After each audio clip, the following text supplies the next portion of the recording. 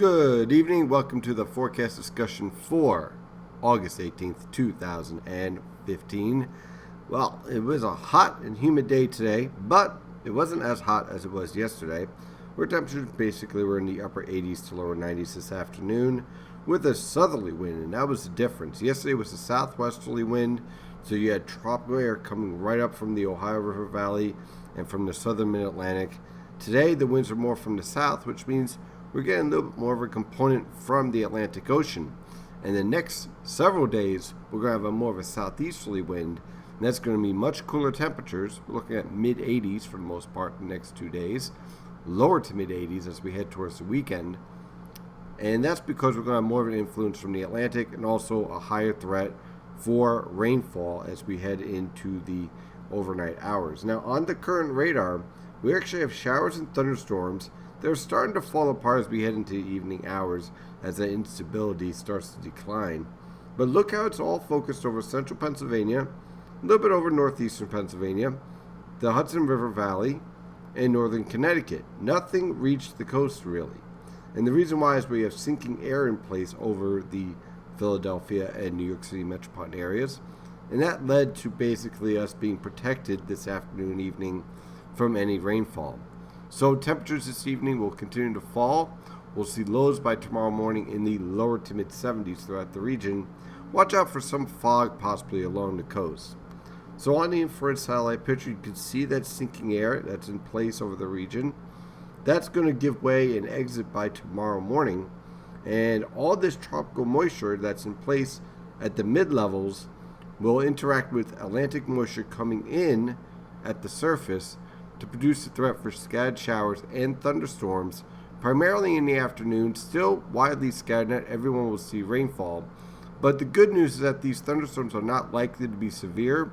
The bad news is that these thunderstorms will be capable of producing some very heavy downpours, and they're going to be moving rather slowly, so that means where they do develop tomorrow afternoon, you'll see the threat for, unfortunately, localized flash flooding. And that pattern is going to continue on through the rest of the week until this cold front that is currently over the Central Plains moves through the Philadelphia and New York City metropolitan area on Friday with widespread showers and thunderstorms. Then, for this weekend, still a threat for showers and thunderstorms, but more isolated as additional cold fronts attempt to move through the region and interact with the marine air mass trying to build in towards the coast. Talking about tropics, we do have a new tropical storm Danny, way out here in the Atlantic. It's located about 10.9 north, 37.5 west. In other words, way out there in the Atlantic. It's expected to become a hurricane by the time we get to about Thursday afternoon, and approaching the Caribbean islands. Again, we have a long way to go with this storm. And there's a lot of model guidance suggesting this won't make it much past Puerto Rico. So we'll keep an eye on it. I mean, currently, right now, it's a rather impressive tropical storm.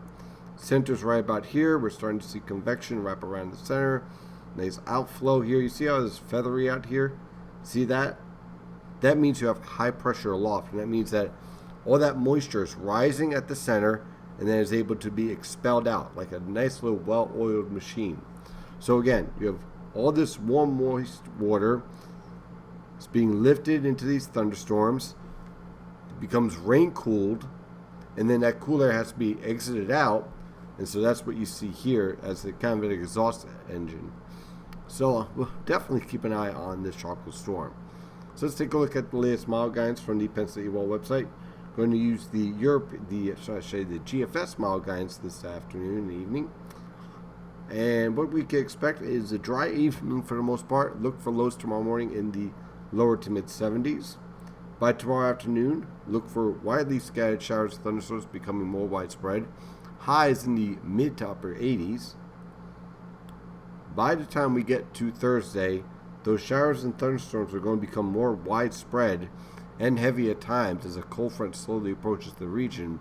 Look for low temperatures in the lower to mid 70s.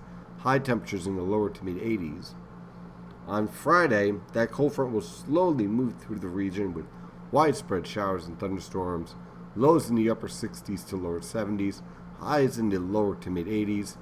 Saturday and Sunday, we'll continue to see a threat for scattered showers, especially right along the coast. Not a washout, but a bit of a nuisance this weekend.